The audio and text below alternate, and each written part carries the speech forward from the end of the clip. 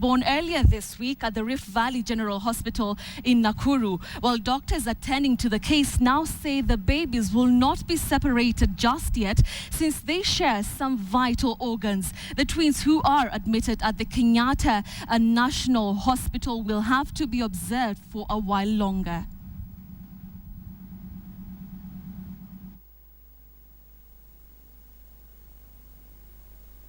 Somebody had asked Dr. Kabuni whether you can get one and leave the other one.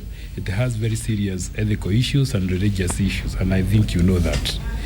The degree of the way they are joined, you find that these ones are even more severely joined than many of the others. You can actually even sometimes just have a piece of the skin which is joined, and you still call them conjoined twins. So the issues are very many. And by the way, sometimes when they grow up to a certain age, even when you lose one. Where the government has promised to deploy at least 100 more police officers to Bungoma and Busia counties that have been besieged by gang raids and killings. Well, this emerged after a closed-door meeting between Deputy President William Ruto, Inspector General David Kimayo, top police bosses and elected leaders in Bungoma. And as KTN's Najma Ismail reports, the United Nations has now expressed concerns over the security situation in the country. In a rare occurrence that seems to capture the seriousness of the escalating insecurity around the country, the United Nations has spoken out over the wanton gang violence spreading in many counties. The United Nations has called on the government to move urgently to stem the insecurity because livelihoods and activities had stalled in areas experiencing attacks by gangs. This came as Deputy President William Ruto held a 3-hour closed-door meeting with the top security officials and elected leaders in Bungoma over the gang raids and killings. Ruto has asked the police to use all means necessary to tame the situation. We have gone through the motions, and government, of course, is concerned about what is going on in Bungoma, and we have agreed on a comprehensive plan on how to rein in the runaway insecurity in these two counties. Meanwhile, elected leaders from Western Kenya also spoke in Nairobi, calling on the executive to act now. If it is true, and if it is found that is also partly political, it will be individuals who may be masquerading as politicians. And if they are doing that, as far as I'm concerned, as far as this issue is concerned, they have ceased to be politicians, they have become criminals, and they should be investigated, tried, convicted. Malaba and Busia border posts conduct more hinterland business than any other border post in this country. And therefore, when this kind of criminal activity start becoming widespread in the county, not only are they endangering the lives and property of our people, but government should also see this as a major risk to business, as a major risk to commerce between Kenya and our East African neighbors. The leaders also called on the government to increase police stations and patrol bases, equip police with adequate patrol cars, sniffer dogs, and also meet all the medical and funeral expenses to the affected families. There are instances when the residents have reported to the police and nothing is done about it. You cannot commit a crime today, a crime tomorrow, a crime after, and almost taking the same pattern. And yet we have got security organs. That tells you somebody is sleeping on his job. Today, there were reports of gang attacks in at least 5 other counties, including Kajiado, Laikipia, Nyeri, Samburu, and Isiolo. Najma Ismail, KTN Prime. Najma's story on the Bungoma attacks leads us to a big question tonight, in which we ask, do you think sending more police officers is the answer for the gang raids in Western Kenya? Do you think sending more police officers is the answer for the gang raids in Western Kenya? Well, send your yes or no response with a short comment to the number 8040 and we'll sample them at the end of this newscast. Now, President Uhuru Kenyatta has emphasized the importance of deeper integration of African economies in a bid to enhance intra-trade and investment within Africa. Africa. While speaking today in Cape Town at the World Economic Forum on Africa, President Kenyatta said that economic integration of the continent will widen the market for goods and services, thus leading to a steady economic development and prosperity of Africa. The president also emphasized the importance of youth and women's contribution to the sustainable development of Africa. Moving now towards greater integration with regard to the East African community, understanding that our ability to open up our potential rests with the ability to work together with our regional neighbors. The understanding that we need to have our private sector better motivated and being the engines and the drivers of growth as opposed to government. Government's objective should be to create an enabling environment for the private sector to succeed. Our understanding that investment in our youth, that as opposed to minerals and natural resources being our greatest strength is exactly what you've mentioned.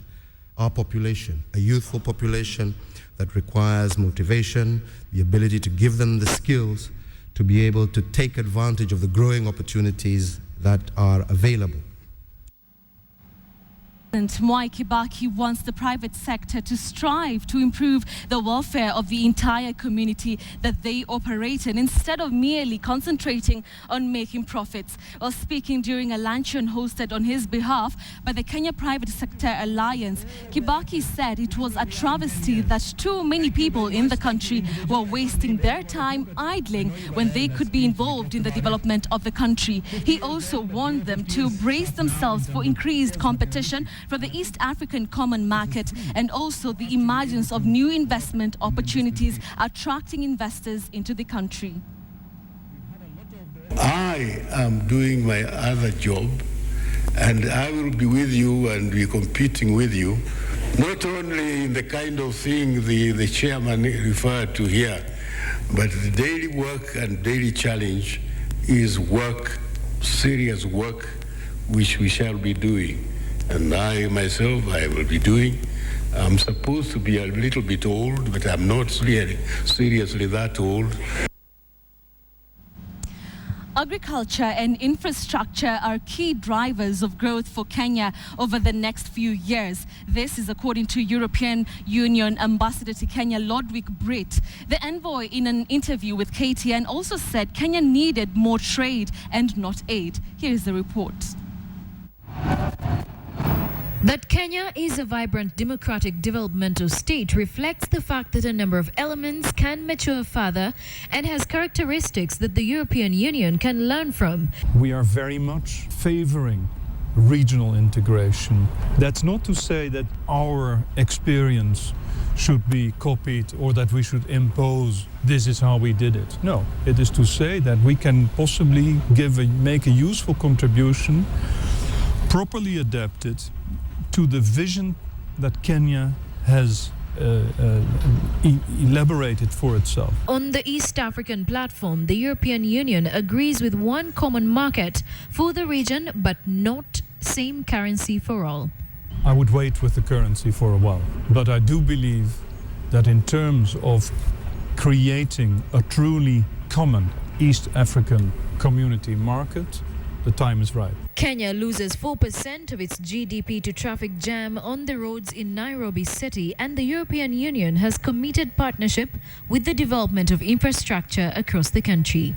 A lot of that construction would focus on decongesting urban areas, starting with Nairobi. And a further 30 million euros worth of projects are yet to start on physical construction. Time for the financial markets.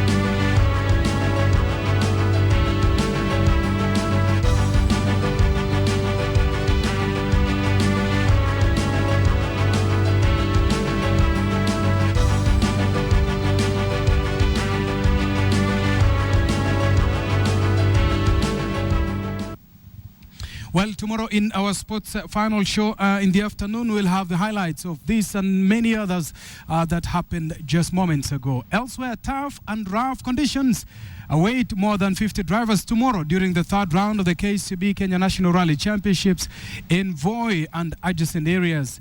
The official program of the rally started today with the mandatory reconnaissance of the route and scrutineering of the rally cars at the Voi Wildlife Lodge. Most drivers who spoke to KTN on phone from Voi have lauded the choice of the route, saying it will offer a fresh sense of challenge and competition.